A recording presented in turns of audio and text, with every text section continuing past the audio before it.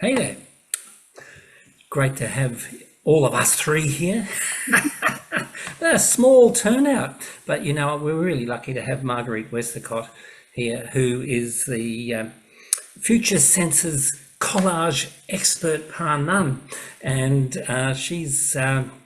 we had the good fortune, Caitlin and I did, of working with under Marguerite's guidance in April when we were at the Oceania Futures retreat, not retreat, conference, symposium, whatever it was called.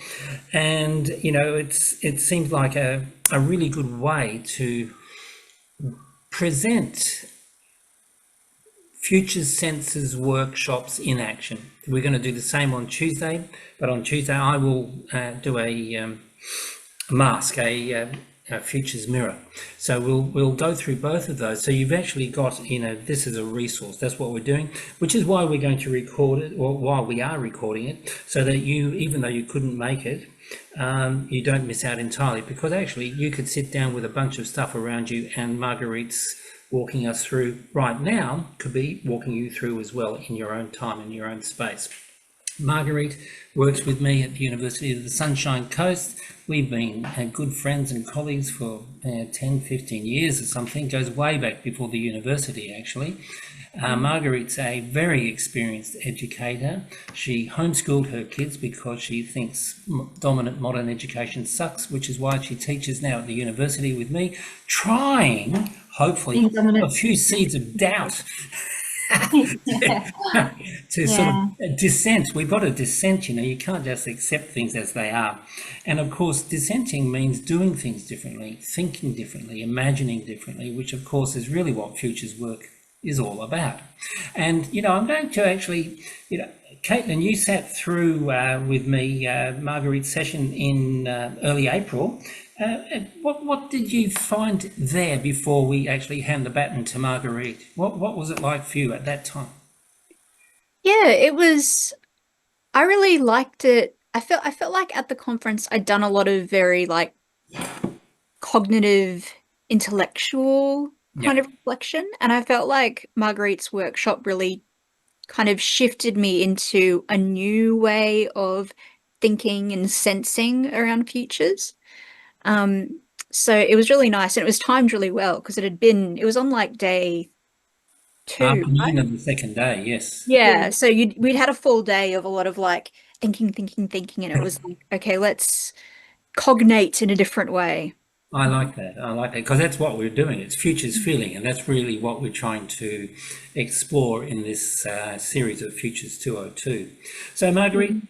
I'm going to hand the baton to you. Did I forget to say anything about your work, how you present yourself to an unknown group, or is there anything you'd like to introduce yourself with? Yeah, I can talk a little bit about that. Yes. But also, I'm really happy for this to sort of, be a conversation as well. So, where I'm at, is that I'm using Marcus's work in my PhD, and my background in counseling and art therapy, and education is very much relational, very much about meeting people where they're at. I have a deep spiritual ontology too that guides me through life, thank goodness. And so when it came to doing the PhD, the focus, the words that I use are around career education, career development. But really, you can replace the word career with futures, because, like Marcus said, we're working in these systems and institutions that understand a particular language, so sort of playing in that, but doing the work that is really meaningful. So what I saw in education and situated in tertiary education was that there's this sort of big push around career education, but it's always this very linear, very cognitive approach, decision making, smart goals, that sort of stuff that happens, that students are asked to, plan and decide what their future is going to be. But the future senses to me introduced this possibility, you know, in a perfect world, it'd be wonderful to have this happen, but definitely an opportunity to, can we educate differently? But not to, I guess I've been around long enough to know that pushing up against what we have already is just a waste of my energy, but something that can complement what we do now. And so I think it's sort of like coming in sideways in some ways. So the Future Senses introduces the opportunity for, well, I saw, and this was, you know, where my research sort of sat, is this an opportunity to, because we're always engaging with the future no matter what, is it an opportunity to bring that sensory aspect of self to the fore, really? And for me, the way to explore this, to step out or aside from the cognitive, as Caitlin just shared, is to use art, and I'm using art in a contemplative and phenomenological way. And I know Marcus introduced the word phenomenology to you in the presentation that he did. Basically, to simplify that very long, difficult to type word, it is about what presents itself. So it's working with art materials and art processes in this way means pushing aside, constantly pushing aside. And if anyone's ever meditated, they know exactly what I mean. It's when those thoughts creep in, to sort of sit them aside again and actually be engaging contemplatively with the art materials. So answering to what is called. And look, this is not easy. I've challenged myself a number of times. The mind goes, oh yeah, but you should be doing this, or that's going to take way too long, or whatever. But to come back to the point, it will always astound you what comes out of the work once you have the opportunity to sit back and look at it. So that's what I've been doing in my PhD, is addressing each of the future senses, even though to separate them is arbitrary, it's non-existent, but I wanted to explore that very deeply. I wanted to understand or really feel the embodiment of that, and I'm living through my research. And then, of course, there's always a practical element to this too. So it's really lovely sitting in the contemplative space, doing the artwork and all the rest of it. But then I make the leap to, all right, so how might this look with my theme of career education? So, you know, what might it look like in terms of pedagogy, the way that we teach, and or curriculum, like how we design teaching. So do you think that I've wrapped that up, Marcus, or is there anything else? Great job, Marguerite. Thank you very much. Yeah. So what we're going to do this afternoon is a reduced version of a workshop that I did with a group of academics, because between you and me, I'm starting to think that that's where we need to work. But it's also a workshop that I did for the Queensland Corrective Services, the management team of Queensland Corrective Services. And that was fascinating because that was out in the community with people who I had no idea how they were going to accept art. You know, they'd gone along for their PD day, and also I didn't know them in any way. I only knew what their job descriptions were and what they did. So that was a fascinating workshop to do, and it was amazing to take what they produced in the end and then apply that to their day-to-day of the reality of their work. So this is a reduced and probably a slightly more casual version, because it is, I feel that I'm amongst friends here. Yeah. So that's where we're at. So probably the main thing at the moment is just make sure that you've got all your materials at hand, that you are comfortable, and the way that we'll work through this is I'll do a very short little mindfulness moment, and then I'll talk to you about the art making, and then I will take you through a visualization experience, and then you'll launch into your art making. While you are actually engaged in the art making, I'll probably drop a few sentences here and there as well, but a little bit more of that So later. Marguerite, Yeah. at this point, if you would send me a materials list, we'll insert it right here. Potential materials that people could use. We can insert it to the video recording just before you start. So I'm just saying that now. So You're thinking that I've got one of those at my fingertips, aren't you, Marcus? no, I'm thinking you'll probably do what I do, which is sit down and go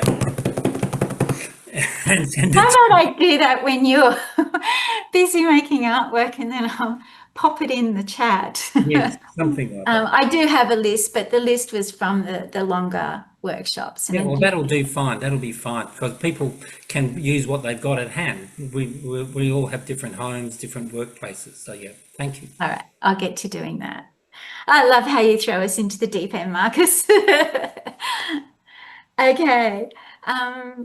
So do you think we're ready to start? I haven't been timing this.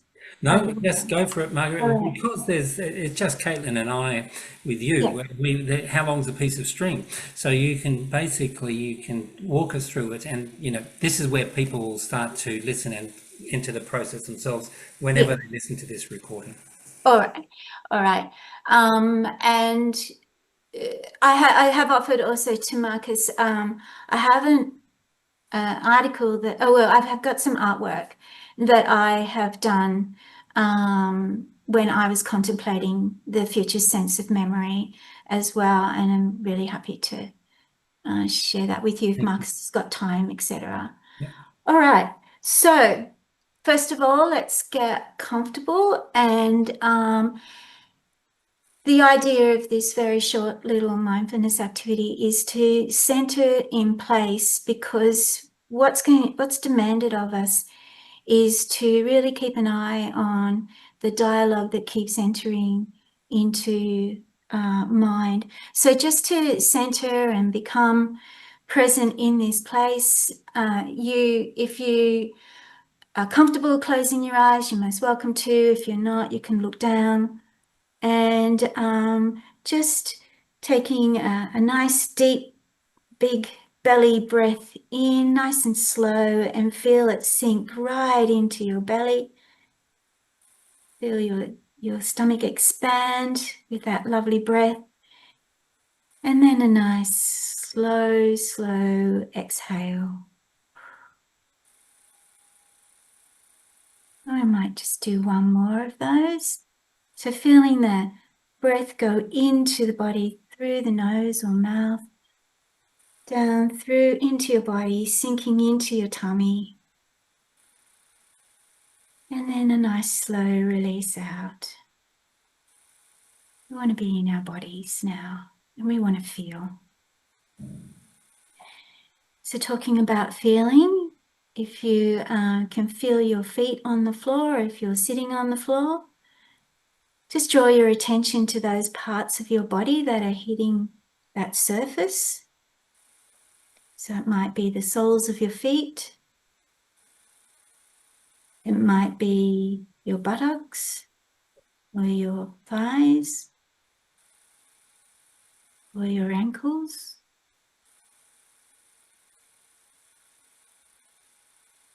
And then slowly work your way up through the legs to your torso,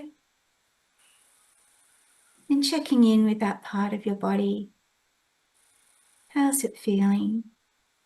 Do you need to do a little wriggle to just loosen it up and bring it into the space? Now we'll draw our attention to the throat and face. Do we want to do like we do in yoga, have a little gentle smile? Release your forehead, those frown lines.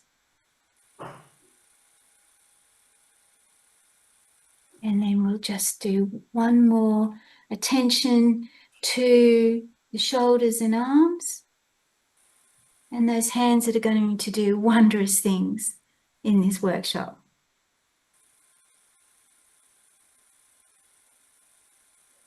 Okay. So when you're ready, just open your eyes. And welcome to the workshop. So just a few things in the way that the process runs. So the focus in the art making is on the process, not the product. And we are indoctrinated to keep thinking about the product all the time when it comes to art making. But our focus is on the process. So it might be the images, the movements, the kinesthetic, where we place things as well when we come to the collage. And I didn't actually explain collage, but I can do that as we move through. But the focus is always on the process. The contemplation, so the contemplation is to keep contemplating the future sense of memory. So use that as a mantra, that it just keeps rolling through your mind, the future sense of memory. And what you find is it doesn't only sit in your mind, it sits in your body as well. And I'll guide you with the whole process of when it comes to the materials, how my invitation for you to interact with those. But remember, it's about process. It's something that needs to be emphasized in the workshop because we are so used to thinking about the product. Oh no, that doesn't look good. I need to move that here, or I like that. So we want to go with that aesthetic, that aesthetic moment of attraction to something, pull it out of the magazine and just hold it to the side. So that's a really important part of the art making. And there will be times, maybe my experience is there's times where there's an inner dialogue that it wants to compete with that. Oh no, but this looks better. Oh, but I just go with the initial flow, the initial whatever you're drawn to. That's the phenomenology, that which appears to you. The other thing is what can come up is a contrasting dialogue as well. So if we were working in a room together, we can often compare ourselves with others, but we can be pretty destructive to ourselves as well. So there's no inner comparison either. So watch that dialogue. And remember, the future sense of memory, that's your contemplation. Your mind will wander off. You'll start thinking about what for dinner, or how am I going to put this, or whatever. So just keep bringing it back, bring it back. Watch it wander, bring it back. And okay, that's all I need to say at that point. Like I said, when you're actually in the art making, at times I'll drop little comments here and there just as a little reminder, and also to help bring you back as well. The reason that I've used contemplation is that if I rely on my intellect, I am so a product of culture, as we all are. And to step out of that and to try and find other ways to engage with futures, I want to rely on the embodied and the aesthetic in me, and the subconscious as well. Okay, so I'm at the point where we've got the visualization. So are you comfortable and ready? So with this one, it does ask you to take a few steps, and particularly backwards and forwards. So just make sure that you're safe. Chris, you'll have your eyes closed. Standing up, Marguerite? Yes, Standing up? standing up if you don't mind. Now, I've drawn this, I'm doing an abbreviated version of this visualization, and it comes from Roman Kresnarik's The Good Ancestor, and I'm almost 99% sure, Marcus, you've got that in the library, haven't you? Yep. Yeah, I thought so. Yeah. So if you want to read into deeper, it's on about page 60. Actually, it starts really page 65, just as an FYI. All right. So begin standing in an open space and close your eyes, but please do check around. Just make sure you're safe, that you're not going to step into or onto anything. Okay, so the first instruction is to take a step backwards with your eyes closed. And imagine someone you know and care about from an older generation, such as a parent or a grandparent. At this point, I should warn you that tears are absolutely normal during this visualization, but take care of yourself. So imagining someone from an older generation, such as a parent or a grandparent. You then step further back again, so another step back, and imagine them, this person that you have in your mind, as a young adult. Picturing their life, their thoughts and their feelings, their hopes and their struggles. Imagine what that's like for them.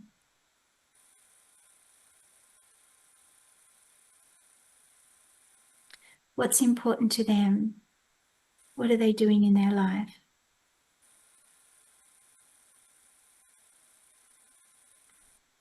Take another step backwards and imagine that person on their 5th birthday. They're 5 years old. It's their birthday. Think about or imagine who's there. Who's there to celebrate with them, to acknowledge that they've become 5? What are the looks on their faces? What are the emotions that are flying around the room or whatever location that you see them in? Or not?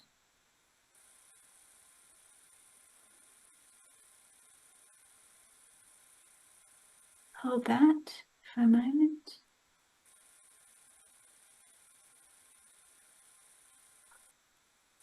And now, returning to your original starting position. Now imagine a young person in your life, someone you care about, someone you feel a connection with. Maybe like a niece or a godchild, or maybe a neighbour's child, or one of your own children.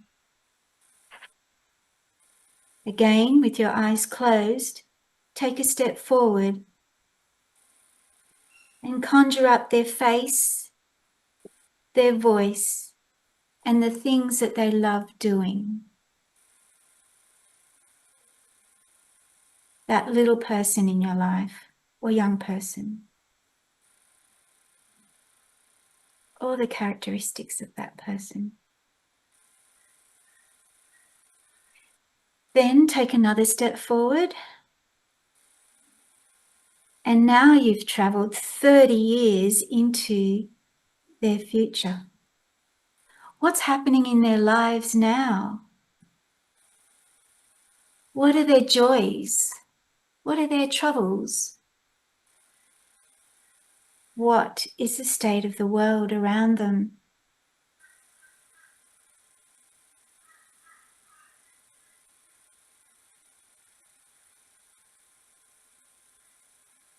And now one final step forward. And now it's this young person's 90th birthday party. And you can see them surrounded by their children or their grandchildren. You can see them surrounded by their close friends, the neighbors, and their old work colleagues. And now they stand up. You see them stand up, a little bit doddery, and they have a drink in their hand, and they're about to make a birthday speech. But suddenly, they look over on the mantelpiece and they see a photo of you.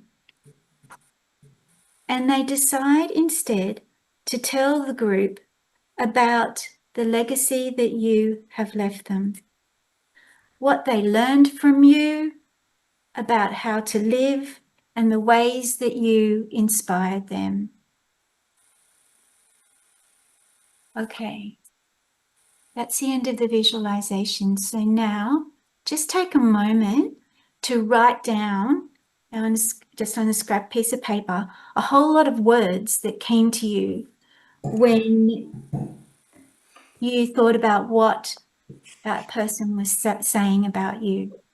Doesn't have to be sentences or anything, just a bunch of words, because these words will stick with you as you're engaged in the art making.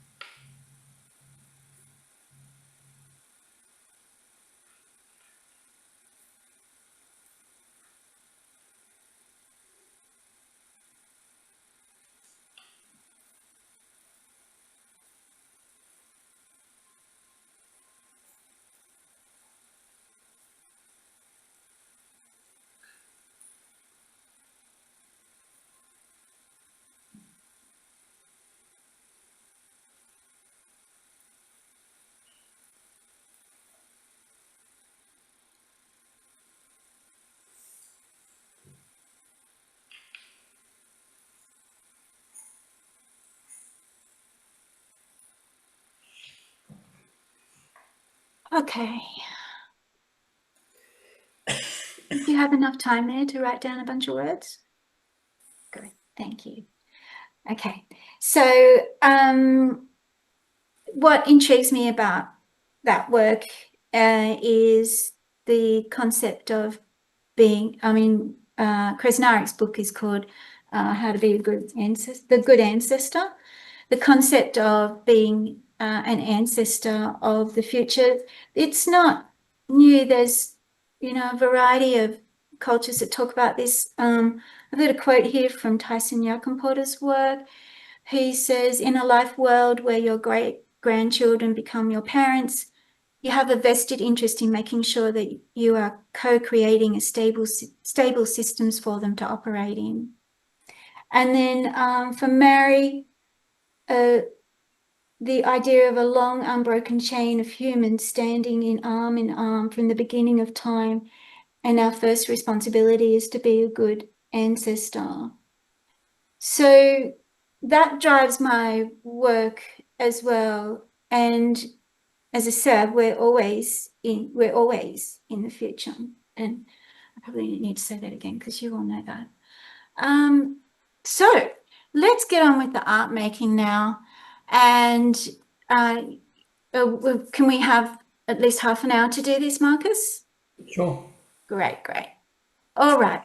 So your job now is you've got a mantra, which is the future sense of memory, and you've got a lovely group of words there now as well that can support that mantra.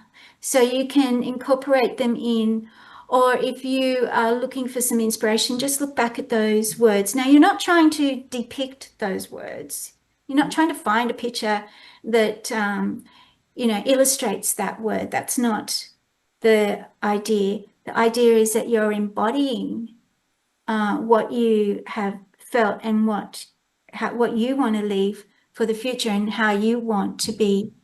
I mean, Krishna talks about legacy. I prefer to say, you know, what sort of ancestor you want to be. And you just work through the magazines. As I said earlier, you are pulling out anything that jumps out at you. And the thing about magazines is they offer you words and images, but they also offer you, you know, there might be just a small part of an image, like colors, for example, or details. So it's entirely up to you what jumps out. Obviously, it's very personal.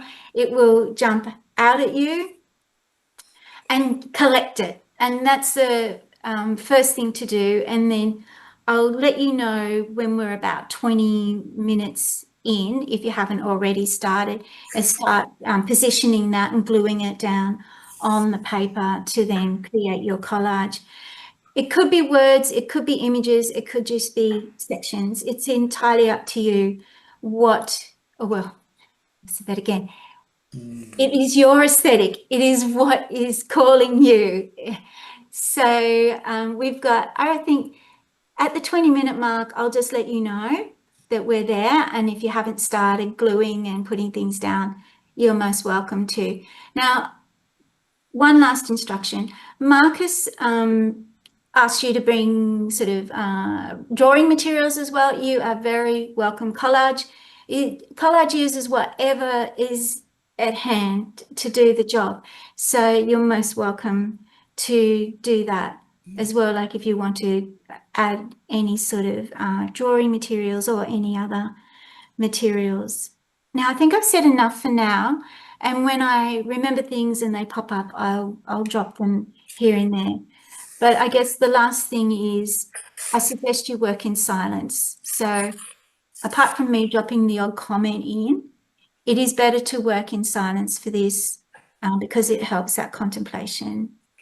Great. Any questions before we get going? Or it's like, be quiet now, Margaret. We want to do our art. Yeah. Okay. All righty. Enjoy.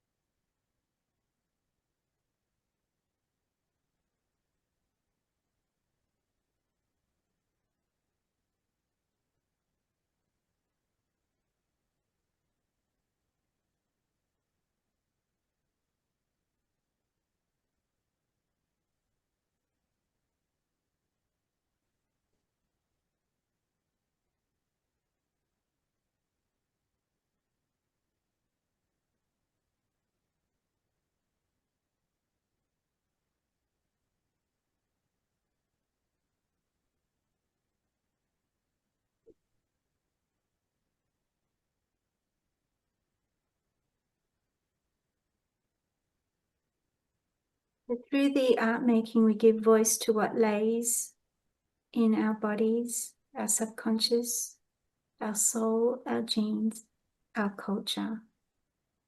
That's a quote from Marcus's lecture.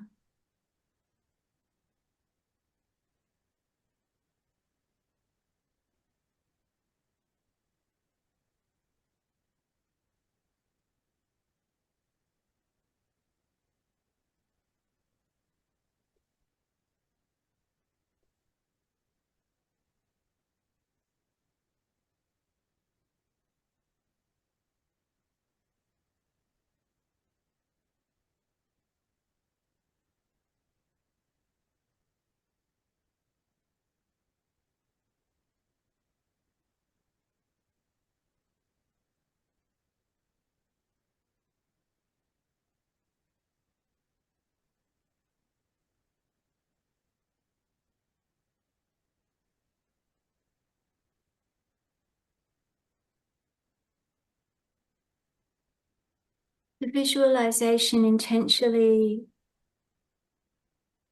reveals feelings, they're relational, both horizontal and vertical relationships, they're intergenerational.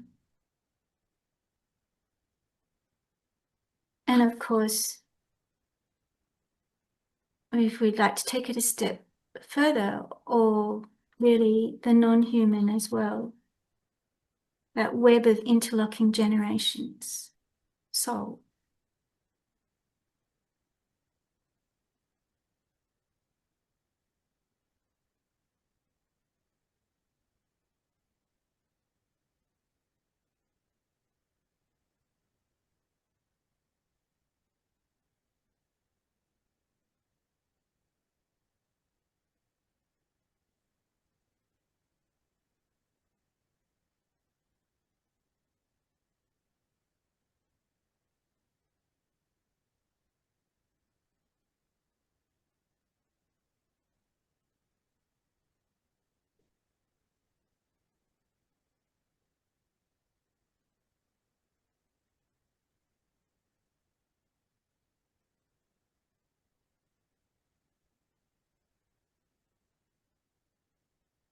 You're co-creating with what emerges.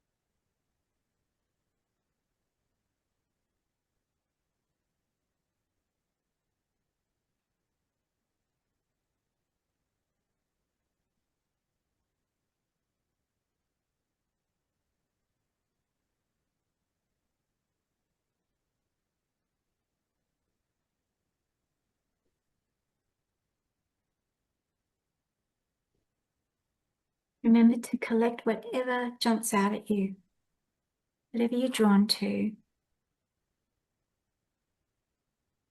It will reveal its voice once you've done the artwork and when we're talking about the artwork.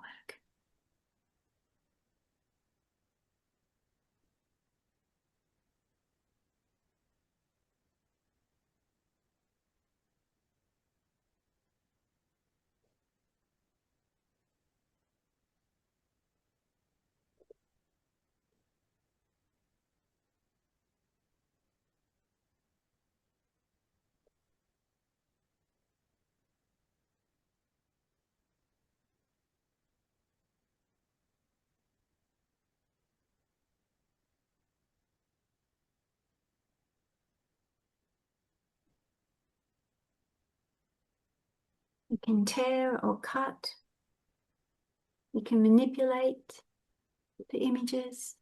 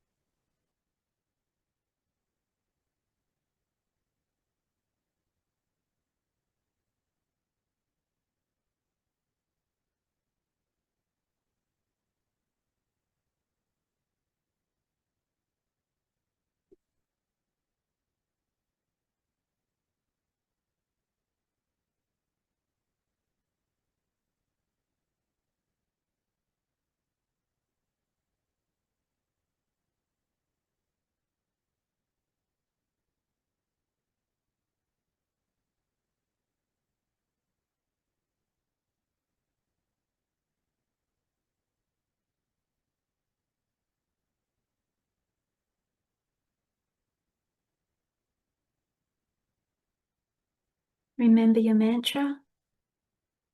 Has your mind wandered? Did you see it wander off? Bring it back.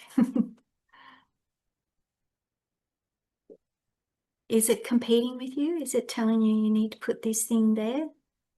What do you feel? Dive into that embodied knowing.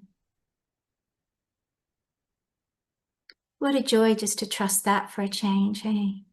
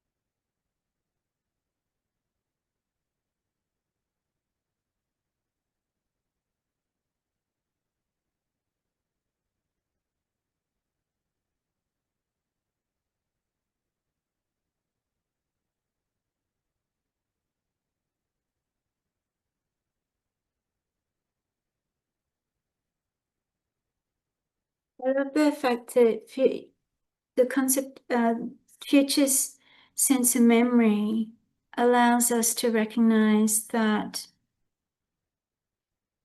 memory flows forward and backwards, but it flows forward.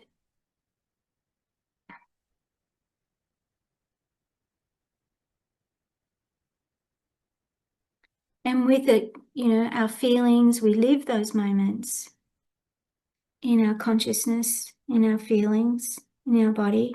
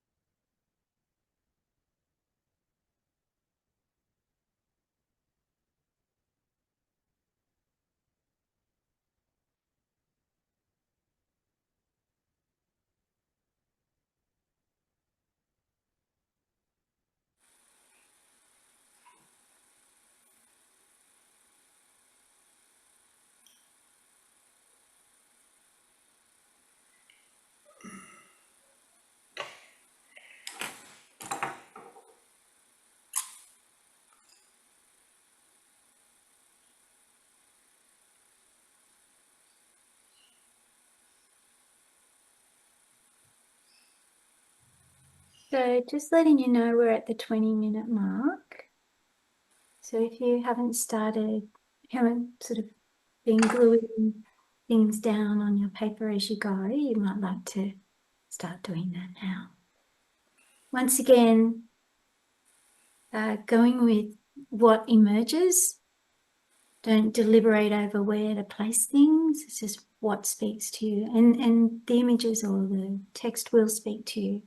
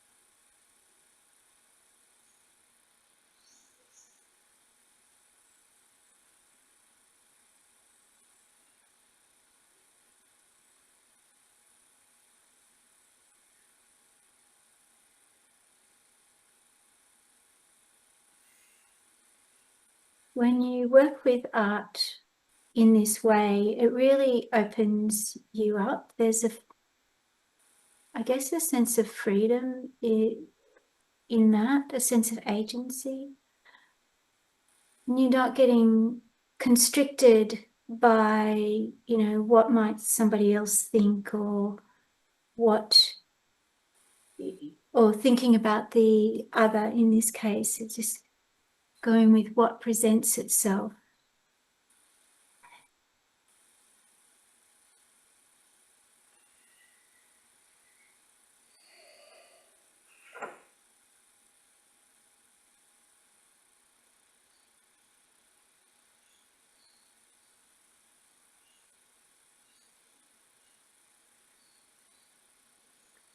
Good morning. Nice to see you, Justinia. I was grateful for 8 a.m., not for 7 a.m. We're just coming to the last 8 minutes of the... Of course we did. Of course I missed up the time. Oh, We are recording, Justinia, so it's not the end of the world. You can hear how Marguerite introduces it all. We've been having fun. okay. So you did start it an hour ago. Yes. Okay. Yes.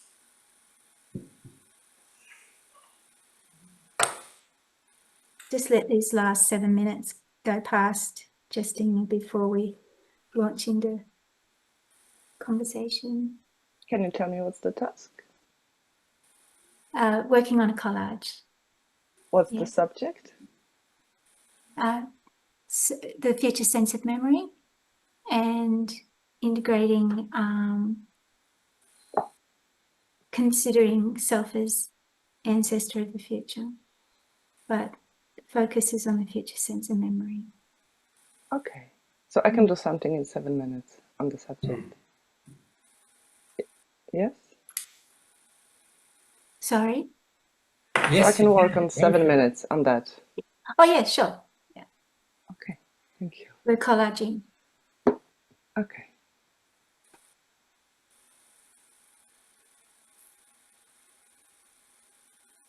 Have you got magazines there? Got materials with you? Oh, good. Great. Like you, Marguerite Justina lives in a studio. Yeah, that's what I thought. Yeah, I remember Justina from 101.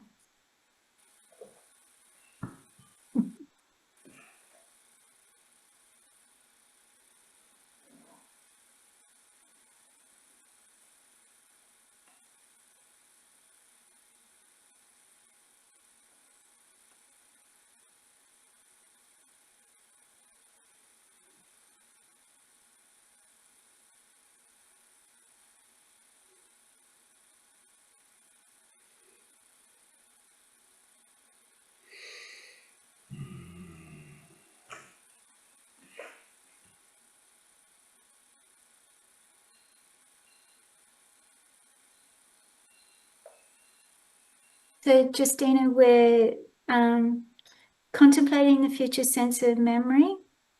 And sorry, did you hear that, Justina? We're contemplating the future sense of memory and just working with the material phenomenologically. So what appears? Is that familiar to you? Yeah, cool. Yeah, perfect. Yeah.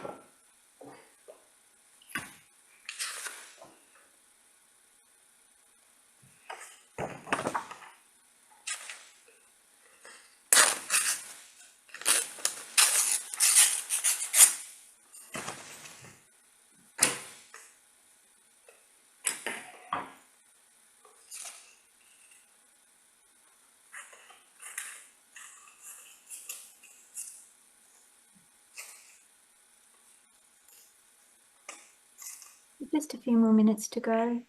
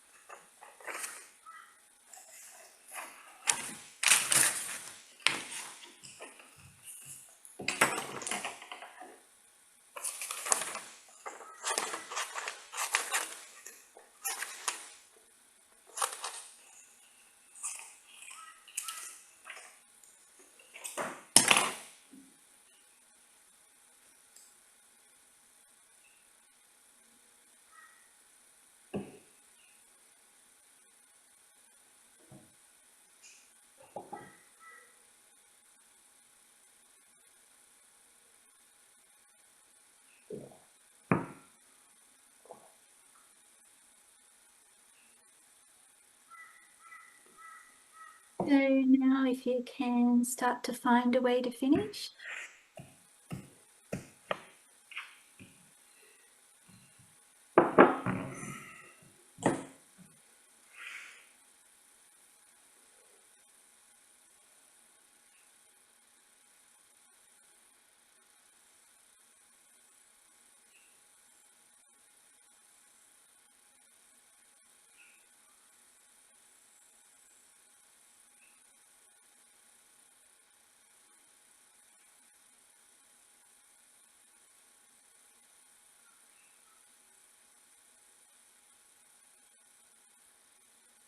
Finding a way to finish.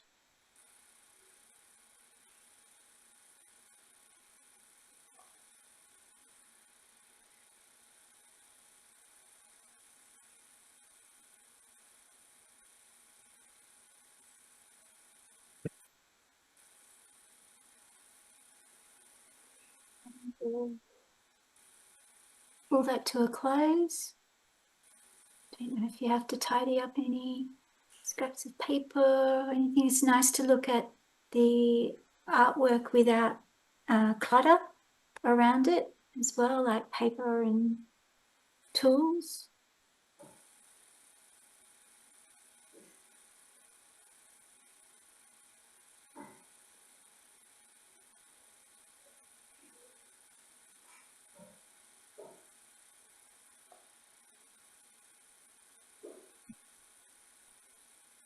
Right, so expect at this point in time, Marcus, you'd like to open it up to discussion. We share the artwork. Absolutely. Yep. Absolutely. Yep. That I was- want to share with you a quote, one of my favorite quotes from Jung, Carl Jung, who says that pursuing the inner images were the most important time of my life. Everything else is to be derived from this, to be derived from the inner images. My entire life consisted on elaborating what had burst forth from the unconscious, like an enigmatic stream. Everything else later was merely, so everything that came out of, and he was obviously working with art, dreams, and he, and so everything else was later from there was merely the outer classification, the scientific elaboration, and the integration into life. So he worked from there, and he's been, it's, you know, part of his work has inspired some of the approaches that I have been using. But the numinous beginning, which contained everything, was then. So it was in the inner images. So I wanted to share that with you because living with the artwork is important as well. So if you have the opportunity to, you know, pin it up somewhere where you get to see it regularly, you'll see more will come out of the work. You might also want to add more to it after this. That's, you know, obviously entirely up to you. But it's really interesting to see what evolves and what comes out of the work over time as well. That may not be presenting itself right now, but it is that emergent data that continues. It's a living thing, really. And I was trying to think of a different word than thing. But it is from, you know, it is from you, and it is voice as well. Okay. So did you have any particular direction you'd like this to go now, Marcus, or shall we do a show and tell? I think a show and tell type thing might be good. I Yeah. am running now to share mine with you just there. It's coming through in chat. I didn't check in, Marcus, as well. Have you got other stuff you want to get through this evening, or was it in No, time? this is This it. is it. I would Oh, like to do great. this Okay. today, and then, as I said, on Tuesday we'll do a futures mirror exercise. Very much the same. This is to resource people. Yeah, great. Okay. And thank you for your list. I didn't see it until I opened it up. No, I did it once we finished. I didn't want to disrupt Caitlin, who was very busy. Cool. All right. Do you want to? Well, I mean, do you want to keep leading by asking the questions? How you would be if we Oh, were well, in one of your workshops? What would you be asking us now? Okay, yeah. Well, at this point, I'm inviting you to share your artwork. If there is anything you would like to say about the processes, whether it was the visualization, the actual art making process, and the product, and what comes up for you now that you're looking at that and in, you know, engaging with what jumps out at you. I mean, I'll start simply because it looks like Caitlin and Justina are still busy. For me, I just get exhilarated. It's just so nice to be able to work with visual media as opposed to words. Though words are everywhere in mine. What I found was I opened up this. It was just a local magazine, a local newspaper. So not even sort of at the state level. And words were jumping out all over the place. So I was collecting words first, and I kept them in the background. And then I went and pulled out one of the old magazines I had and just pulled out some images and put them down. And then I put the words over the top, and they seemed just to fit. I was going, the way that synchronicity sort of thing works. Absolutely. So, so I don't know whether you can see what I did or whether I should.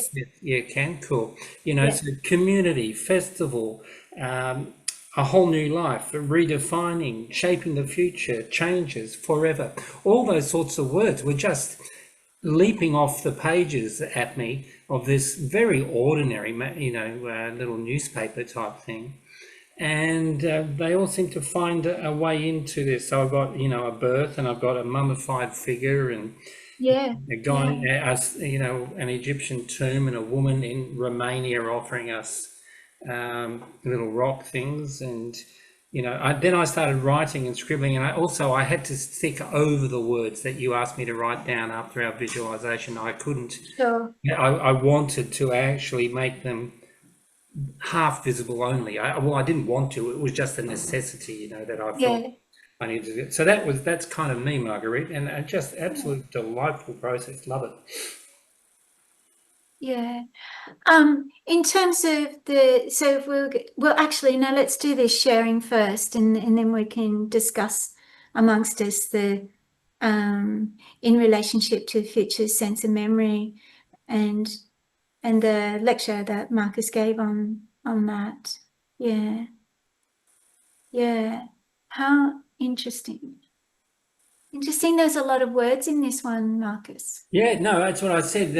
I started off with this magazine, and there weren't any images other that really spoke to me, but the words kept jumping out, and they sort of went bing, bing, like, listen, history, time out, attention, whole new life.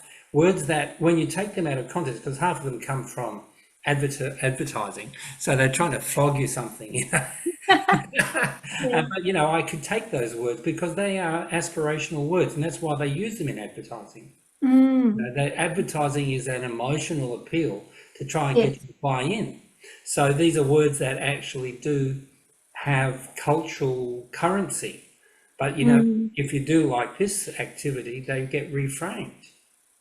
So that's what I like, is that you can reframe the commercial capitalist stuff to try and harness our emotions to get us to buy, and you can throw them down here in ways that totally change the context, I guess. Yeah. So you're enabled to step aside from the status quo, business as usual. Like, Absolutely. Yeah.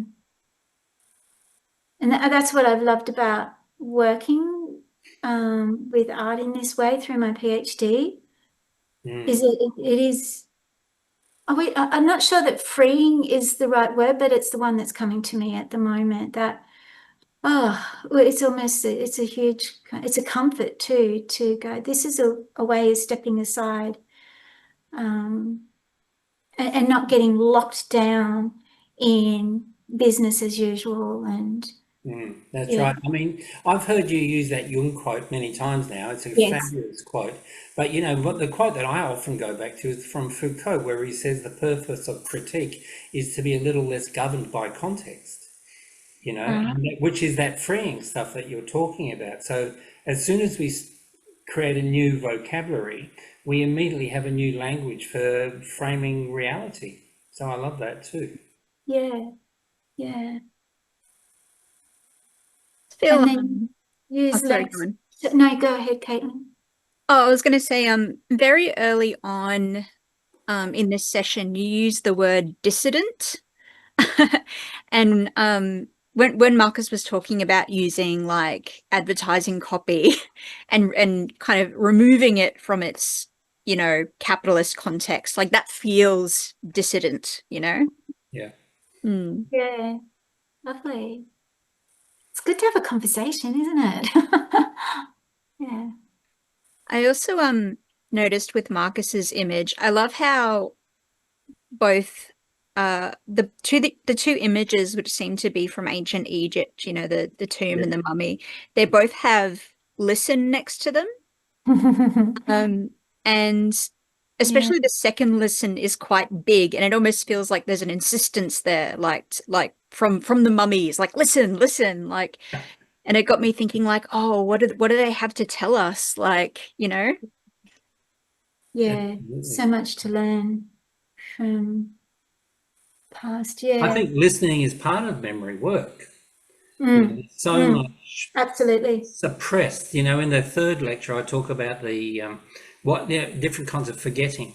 So it's the listening is a way of peeling back our forgetfulnesses, the way our culture edits out certain possibilities of awareness. Yeah. Mm.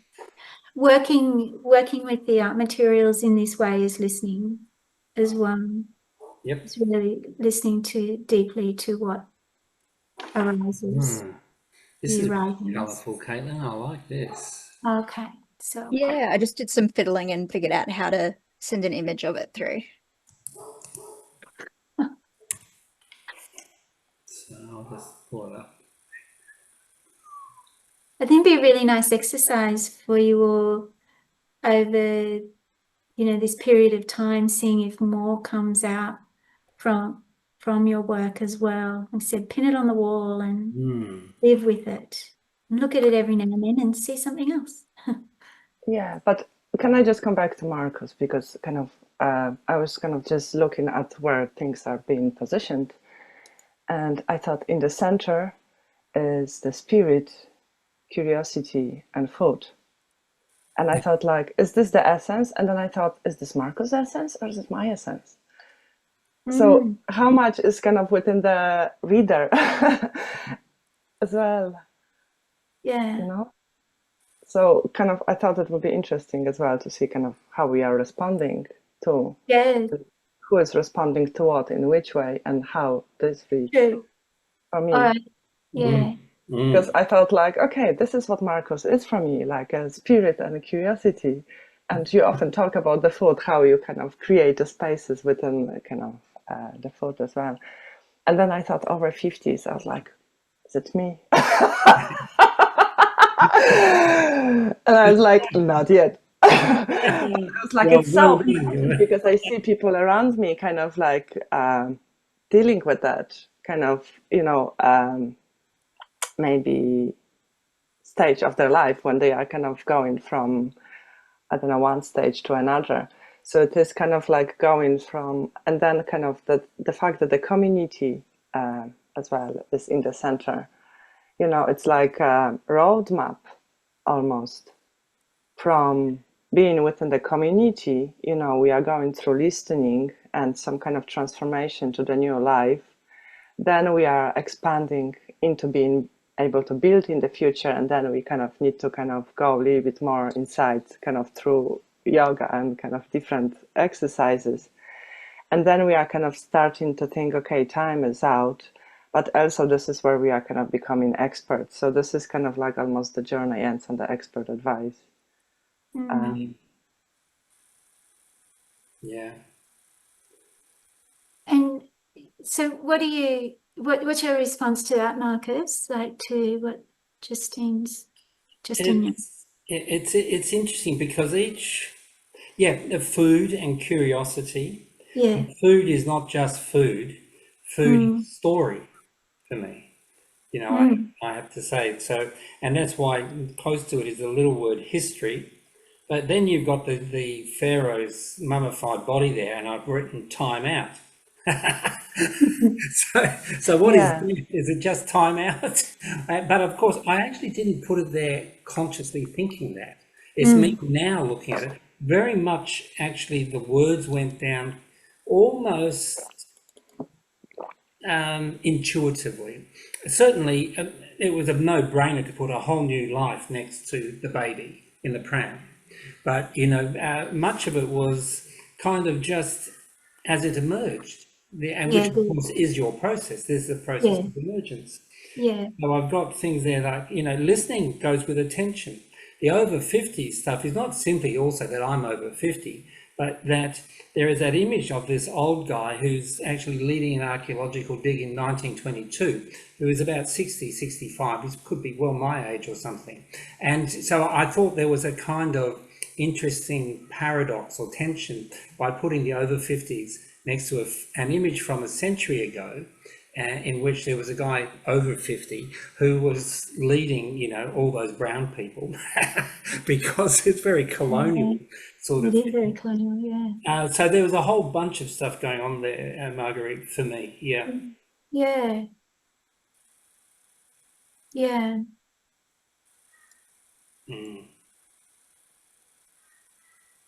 When you were first talking about it, Marcus, and you talked about, you were pointing out those sort of life stages, the baby in the pram, the mother, the mummy.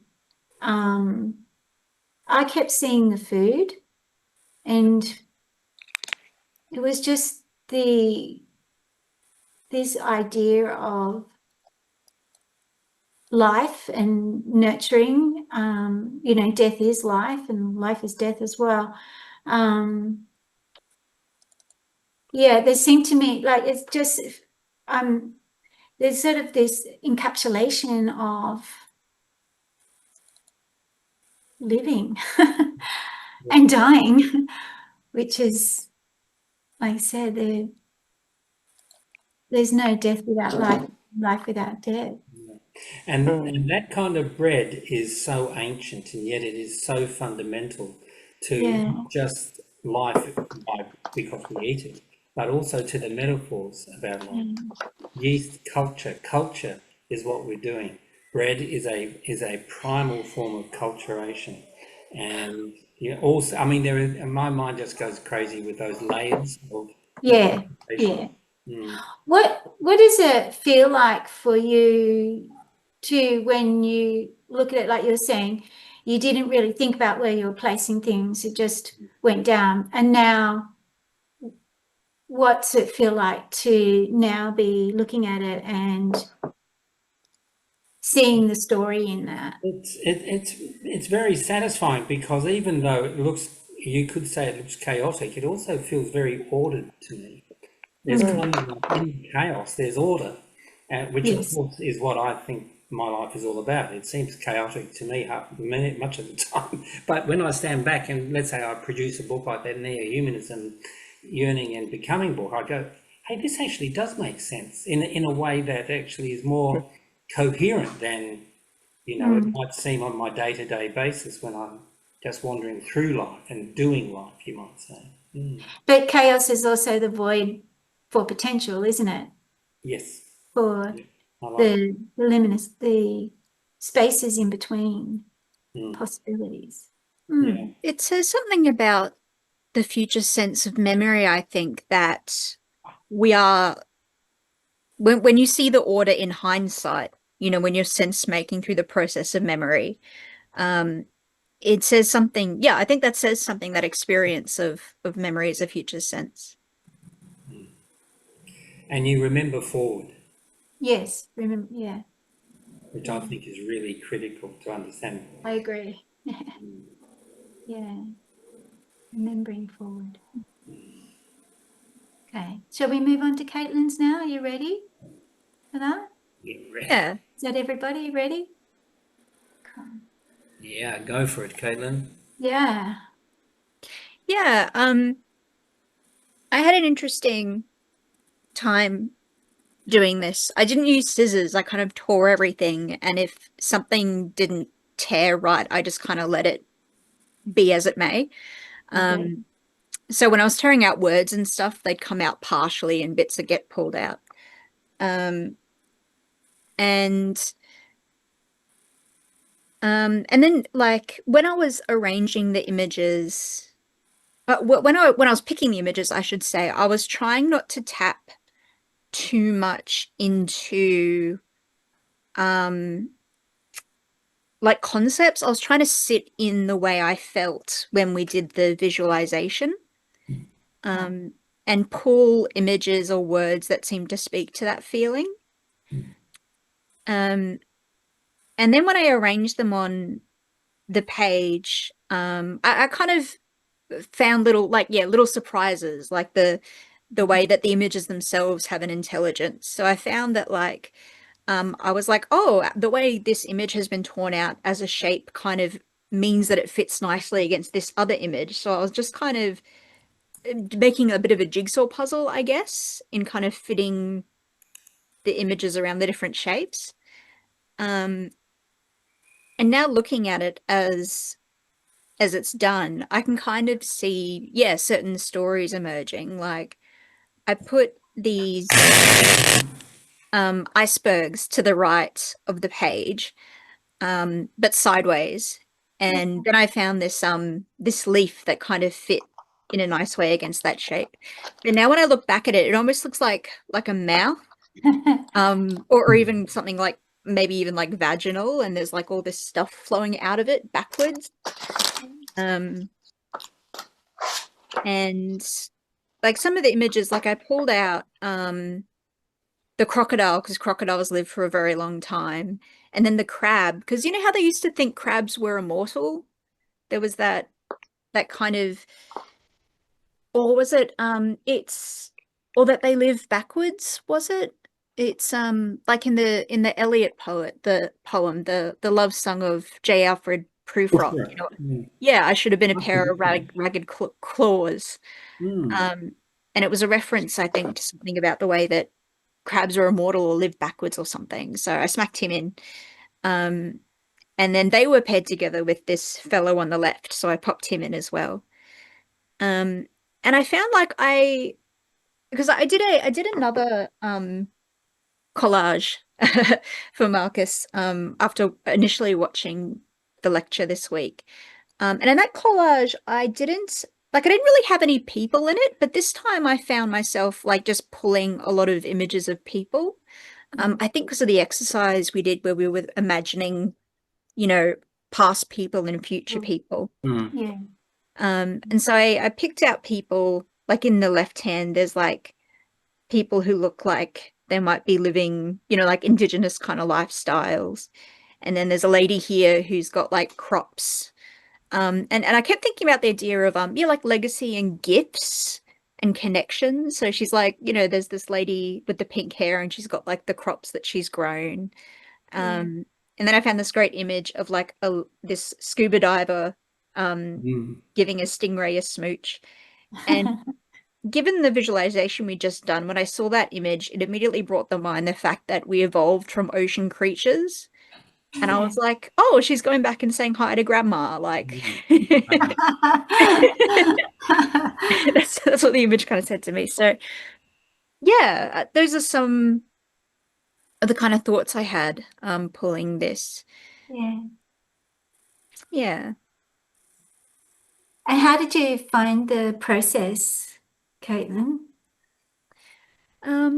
Particularly because you had done a collage before. Did you do it in the same way, or did you do it in a no, really different way. The first collage, I ended up pulling a lot of words and they ended up mostly covered up with images. So it was kind of like language disappeared in the process. But this one was almost the opposite, where I started with images and then at the very end, I like stuck in a few different words. Because the way I did it, I couldn't find any glue, so I was using sticky tape. But that kind of worked out because it meant that I could tuck some images behind others, so they ended up kind of layered, and then at the end, like just slap tape down on all the edges that were sticking up. I think it's really interesting how you have turned images around, like the woman at the top and the icebergs, as you said. And when you pointed that out, because I didn't realize there were icebergs until you pointed that out. What jumped into my mind spontaneously was just, different ways of seeing what exists, what's existing there, but there are other ways of looking and seeing and knowing. Mm. Yes, yeah. Yeah, I did a bit of that in my other collage, just turning things around and trying to think too much about the content of the images, but just seeing how they fit against the others by accident. But I was reflecting on it from my first collage, and given we talked about dissonance, I'm kind of trying to resist the like tyranny of the page or whatever, where we always have to go left to right and top to bottom. I was like, no. Yeah. Let's just stick them where they do. Mind you, all my words are almost kind of the right way up. So Yeah. Yeah, I hear the linear, breaking the linear mold. Yeah. But you do tear, like Golden Memories there is beautifully torn, and it leaves it up to us to actually put the first M for memory in and that sort of stuff, which I think is really evocative of what this process does for me, at least, is that it allows us. I think, Justina, you kind of summed it up when you were reading into it, wondering what you were reading. Were you reading me or yourself? And of course, it's a hybrid thing, isn't it? It's like we enter another world, like the world of the swimmer there with the stingray, but it's not my world anymore. It's our world, or even their world in some respects. And so to me, I think that's really, I mean, that's one of the things I get from, scrutinizing, because that's what I'm doing. I'm pulling it up and making it really big and looking at it and going, whoa. And that, I mean, it's a really great image. And the upside down woman, I know it's not, but it reminds me of Frida Kahlo. Yeah, I thought so too. Yeah.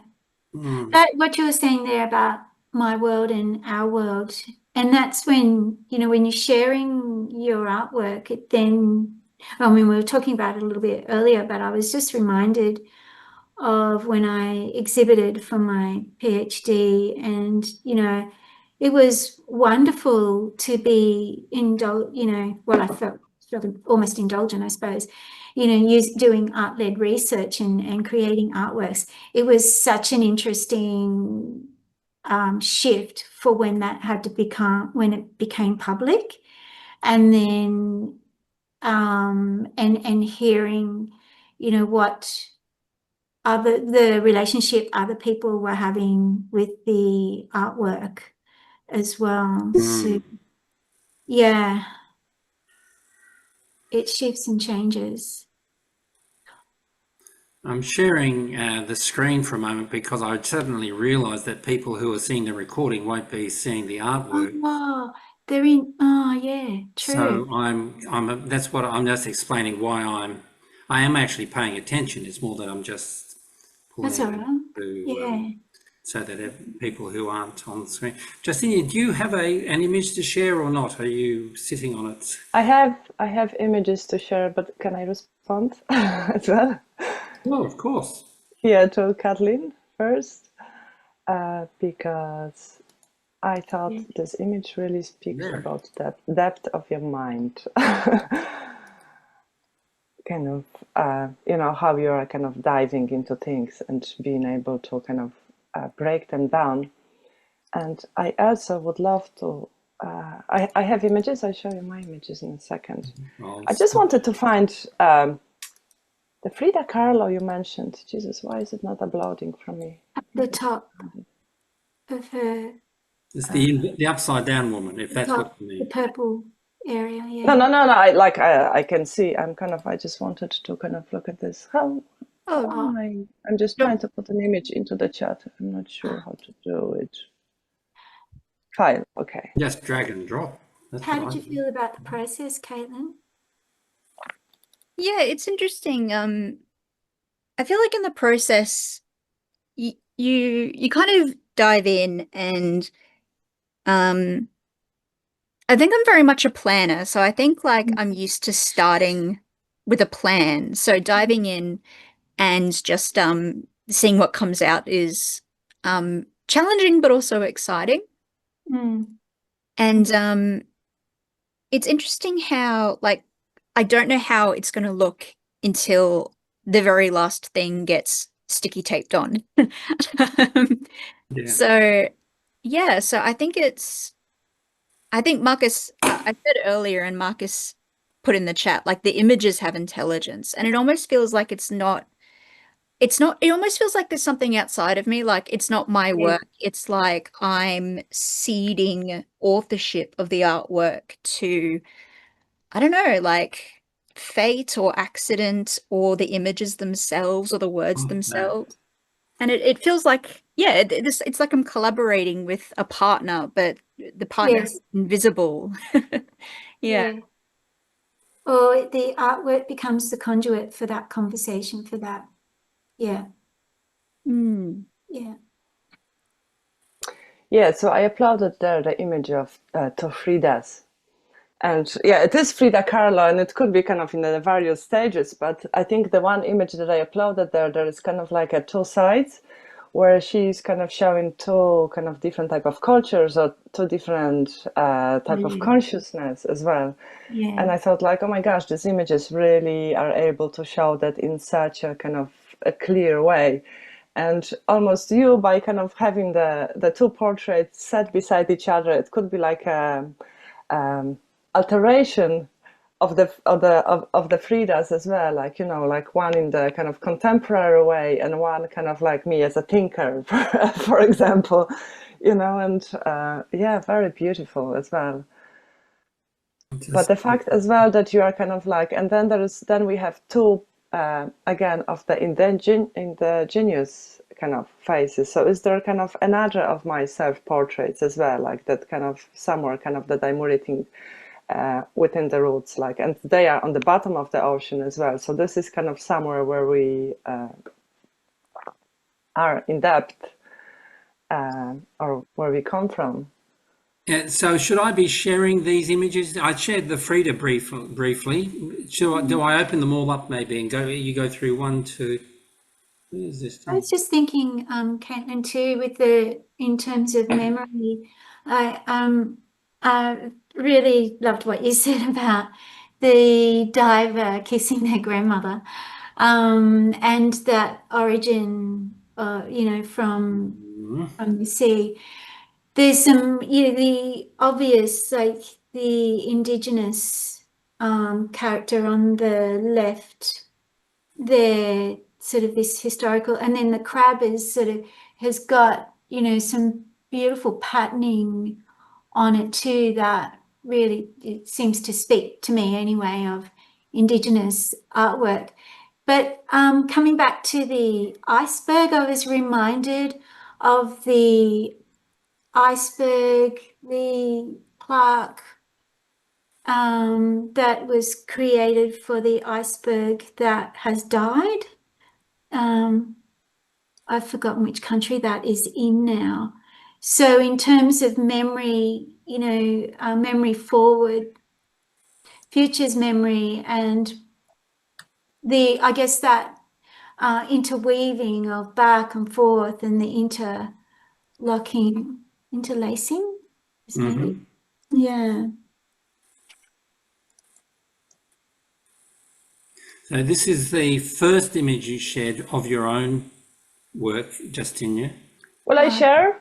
Will I share? Will it be? It might be easier for me to talk. I've got them all now on my desktop, so I can just flick between them. If you're happy with that. Yeah. Am I able to do that? Yeah, I shared this one first because this is kind of an element of the artwork, because you said a future citizen. So I kind of... That's interesting. So, I don't know where that came from. Yeah. Yeah. So I'll share the next one. I thought you kind of said something about the future within the sentence. Well, this is what I heard. Anyway, That's all right. Marcus, is it okay if I share because it will be easier for me to talk? Yes, okay. I'll stop trying to keep up with you, and I'll let you do the sharing. I just shared the screen because I was kind of like, this is where I was kind of... So because I had so little time, I just picked a page from my kind of journal. So this is like a page that I already had, and I started working with this. Sorry, let me just open it up kind of quicker. So I started working with this, and I kind of found, I had a page where I had kind of holes done up. kind of quickly, and I just kind of started working. So the clothes, the other clothes, I looked what kind of just pulled out a magazine from kind of Poland and kind of Polish traditions as well. And maybe it is kind of something about floaty and kind of the memory kind of being in and out, and how we kind of think within a second what it kind of how does it feel, or how does it smell, or I could feel the wind of the clothes drying, and and the powder kind of, or the ingredient that is kind of being felt as well. But there is something about the cleanness and the freshness of the fabric as well. So maybe kind of this, I wasn't thinking that much. Now I'm thinking that. I was kind of just really working intuitively, kind of absolutely. And I think maybe there was a reason why I put the page with the holes. I think I was kind of, because of the little time, actually in a way allowed me to kind of work quickly and do not think. So the second thing was the person. Yes, I kind of want to place the person kind of on the future, but I wanted, and then I thought like, okay, this works because the person is in nature, and there is some kind of richness and I don't know, lushness of it.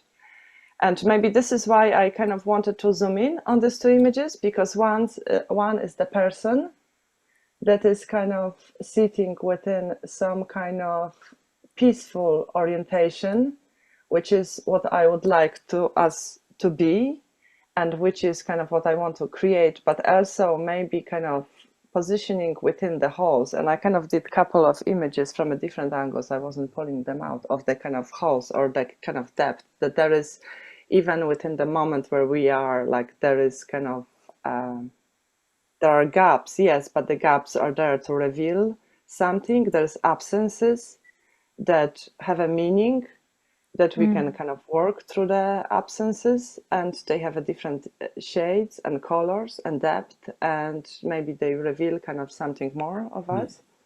And then simultaneously, because I was kind of just grabbing materials that I had, simultaneously I was working on that.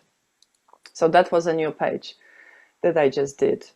And literally what the images were, I took a ticket, because I was working on the other page. I had a ticket around me again from kind of Poland, and it didn't fit to the other page. So I sticked it on the empty page. And then I grabbed another newspaper, which is Polityka, Polish newspaper. And there was kind of some, parade of a ceremony of a burial of somebody. That's where the men with the suits come from. So they were carrying portraits of somebody, and they were carrying a bunch of flowers. But where I stuck instead was the word that came to me, which means every moment. And then I thought about what has happened in Poland, and kind of the invasion, again, the shooting that came out, the drones that were shot down, they actually came from my home city. My mother sitting there with her bag packed, and nothing happened, but actually everybody in Poland is shaken, and they think that the war is starting. That everybody's scared in a way, like, and thinking tomorrow we might have to go, tomorrow might not exist. So then I thought kind of about every moment, and then I was like, okay, I need the person, I need this lady, this character that is sitting there in the lushness. So this is the person that came up. Wow. That's it. So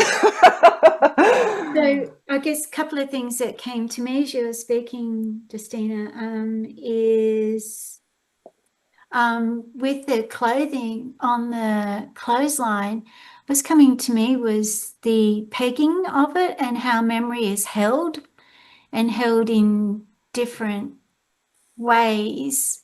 How, culture, I guess, culturally and individually, but culturally, how memory can be held in families or in the broader culture.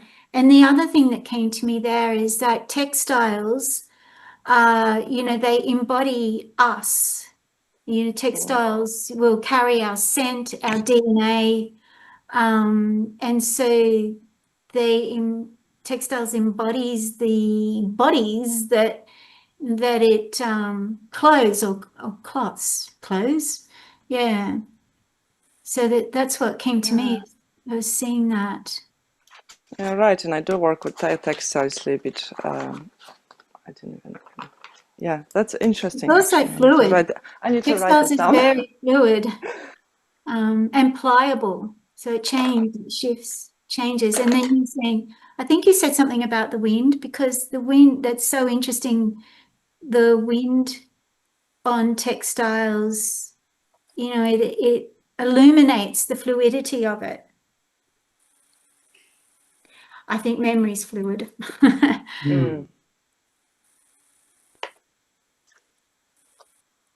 Fantastic. Wow. So many insights. Marguerite, how do you wrap up, or do you wrap up by showing us some of your own memory work that you were doing with your own textiles? Yeah, well, so what I've done before is then you go, well, so where to from here kind of thing. And, you know, it's important, like this is really important work, and there's so much in this. You can imagine if you start writing about it, what's going to come out and how that would lead to, you know, further research, literature, etc. And then what's important to me then is like, how personally do I make that leap now to something rather, you know, pragmatic as such. So then I think to my practice, what's my day to day, and how can this inform that? So we're close to time, so I don't want to hold you up, but Show us. I'll show please. you a piece. Oh, you know what? I just closed it and I had it all ready. Don't you just hate that? Won't take me long. I know exactly where it is. This is the piece that you dropped on the ground and you saw the folds? Yeah. Yeah. It's a fascinating story, because I've been privileged to be sitting beside Marguerite as she's been on this journey with working between the visual art, the practice of it, the reflections on the practice, and then doing, I guess the conceptual work around future senses, but also the other work on career education. So she's got all these different layers happening. And but it's also been quite a heart journey for both of us, actually, I think, but for Marguerite especially, because she lost her mum, and I think maybe your dad as well over this time. So there's been, and of course I've just gone and lost my mum, so there's kind of memory work that we do when we're renegotiating or reintegrating people that we've known all our lives, and you know they're not here anymore tangibly, but of course they're here in here always. And so to Marguerite's work with this material stuff has been really, I think, very moving. It's been moving for me. So Marguerite, over to you. Now, I was buying you time, by the way. Thank you. Because, you know, when you're in a hurry, it's going to take so much longer. So, yeah, I was working obviously with the future sense of memory, and I've written a paper on this as well. And I actually got it here. I picked up, anyway, what came to me was my childhood home. We lived in Sydney when I was born, and I had Dad's old street directory, and I looked up, you know, where I lived, and around us. Anyway, I can somehow not make a long story of this, but what I was called to do was to embroider. And this, I resisted this as much as I love working with textiles. And this, you know, I've worked with a whole lot of different mediums. So it's not only textiles, but I do love textiles. I actually majored in weaving when I did visual arts, but I was called to embroider, and then the mind's going, oh, are you kidding me? That's going to take forever to embroider this part of the map. But and then of course, you know, I live and work in academia. So can you imagine saying, oh, I'm embroidering for my PhD kind of thing. So anyway, I went ahead with it, did the embroidery, and it was a remarkable process. It did take a long time, but also because I'm using, it just brought up so much information in that process and led me to a lot of different research as well. As I was diving in deeper and deeper, it led me to a lot of different, some new voices for my work, some new friends in the literature. And so it got to this point. It's on a very thin, sheer piece of cotton, and the part that Marcus is talking about, which just blew my mind, I accidentally dropped it. And when I dropped it, I'll see if I can quickly find a photo. It did these amazing things. Well, I thought it was amazing anyway. It folded and it layered, and all the things, you know, there were so many layers, and then the back came through to the front. There's a whole lot of photos of all different layers, and the back came through to the front. So it was sort of like the things that were hidden, you know, those things that we like want to maybe conveniently set aside, or I guess edit, they came to the fore. And it took me to no surprises, Deleuze and Guattari's work, but that was the point where it all started to make sense. Like, I'd been reading their work about the fold, as you do, but seeing this, and then I took and then I hung it on a clothesline, which is why Justina's work interested me. And I got a fan and I got it blowing, and I took some video footage of it, and it just looks like water. And that sort of spoke to me, like that ran through a number of my works throughout. So a lot came up from this, a lot around family and sensory style, all of that. But then, you know, you get to the point where you go, all right, well, that was really nice. But where does this fit in the grand scheme of, you know, walking into a classroom and hoping to embed or do something with career development, or maybe work with academics around that? And sort of what has come out of this piece for me is not only the context, but the many layers, I guess, of memory.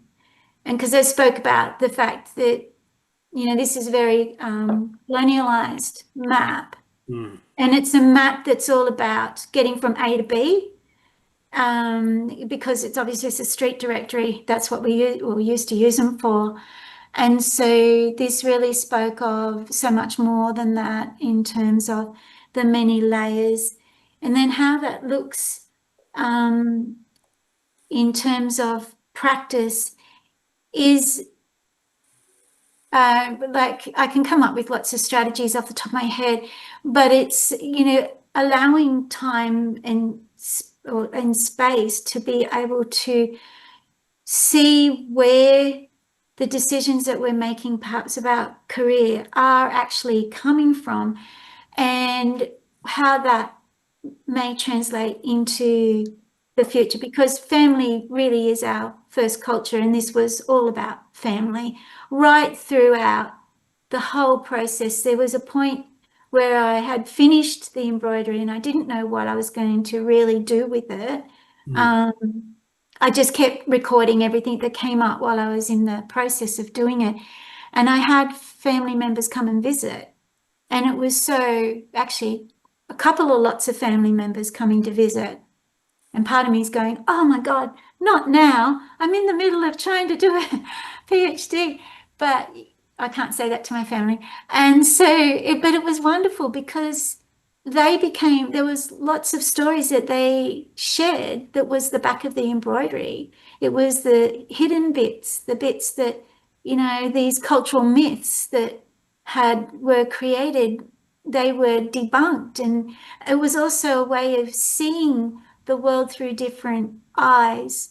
And so, yeah, the idea of that, I imagine, you know, working with students having the ability to unpack that so that they can step aside from the cultural myths around things like hierarchies of disciplines, for example, you know, or unpacking, is it a family myth or a family culture that, oh, you know, everybody else in my family's been a doctor and I need to be one now too, or everyone in my family, everyone around me tells me I'm a teacher. Because we know in career, the first career advisors are our family, whether through observation or actually, you know, telling us you'd make a great. So there's that, but also embedding what we did today is thinking about, well, as an ancestor of the future, is that, you know, what does perhaps that look like? What can that look like in going into a world that we don't know, but imagining what that might look like. That's where I sat with that one. Yeah. I mean, it's, In a nutshell, it's yeah, like, yeah. and What's the scale? What's the scale of the piece? It's probably about half a meter by 40 centimeters, I'd say. Yeah. And I left the edges raw because I didn't know what I was going to do with it. I didn't know whether I was going to frame it or hang it or whatever.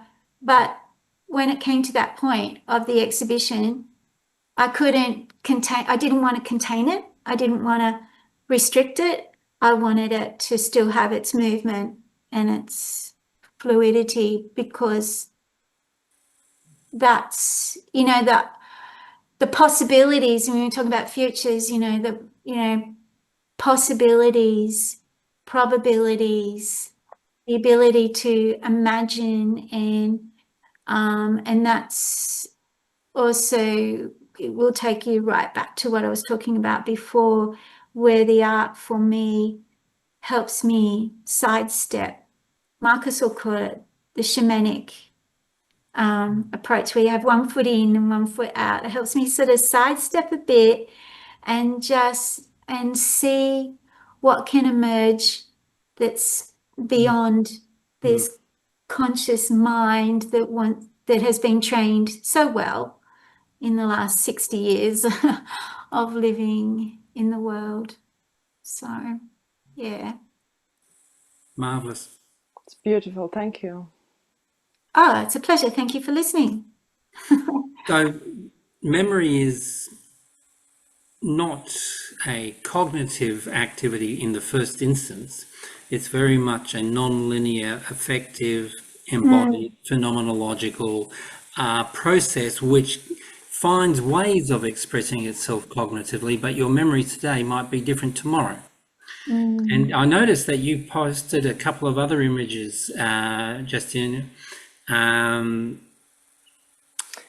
Do you want to quickly, very briefly, because I'm aware that I really should stop the recording quite soon, but it's all making so much sense. One thing is that the fold is written by Deleuze on his own, not and Guattari. Just so if somebody goes looking, and it's called Le Pli in French, and it's a short book, not very thick at all compared to some of the major works that they produce, those guys. So it really does make sense of so much of what Deleuze was trying to say and trying to cover. I think it's a really useful text for anybody interested in that way of seeing the world. So, Justina, I'm going to hand it to you, and just to tell us. This is just really for Marguerite, kind of the reference. I thought it might be interesting because I saw it in Liverpool this week. In the Biennale, there's an American artist. She works with the clothing, and what she does, you know, the kind of shapes, the rounded shapes. They are the clothes of her family and friends that she kind of takes, and they carry kind of the messages, and that's kind of, they form the part of the artwork, and they are combined by thread. Yeah. So this is kind of like, that's what you were talking about, the clothes as a kind of living yes, part of the DNA, and then the kind of within the gene and our livelihood within that, and then all combined together. So I thought it might be a nice reference for you. Yeah, thank you. That's great. Yeah, so it's beautiful. Yeah. So Marguerite, I want to thank you so much for giving us your time. I really appreciate it. It's all right. Certainly. I hope it was coherent enough. I arrived here just after a massage, and I was thinking, oh, am I actually just going to be all kind of floppy and soft? So, yeah, I didn't tell you that beforehand. That's okay. No, it's a pleasure, Marcus. It's really lovely to do something for you. Yeah, well, thank you. It's absolutely amazing, the process. I know I have been here short, but like, oh my gosh, like it's so much insights kind of from the work. It's beautiful work you're doing, Margaret. Thank you for sharing that. You did really well for the 7 minutes that you were with us in the art making process. Yeah. So live with your work, Caitlin. It'd be interesting to see if it speaks more to you as well. Okay. I'm going to stop. Yeah. Thank you. Well, I'm stopping the recording if we want to talk for a couple more minutes, but I've got family here which I have to respect, and they are, being very well behaved. They're all sneaking around and being quiet. So recording stopping now.